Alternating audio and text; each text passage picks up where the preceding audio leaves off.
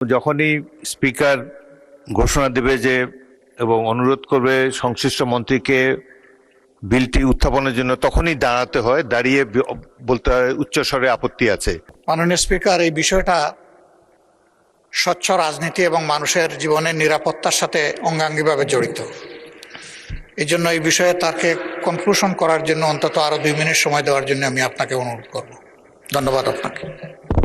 মাননীয় বিরোধী দলের নেতা, আমি অতীতের 6টি সংসদ দেখেছি, প্রত্যেকটি সংসদে 2 মিনিট টাইম দেওয়া হতো এবং সময় হলো যে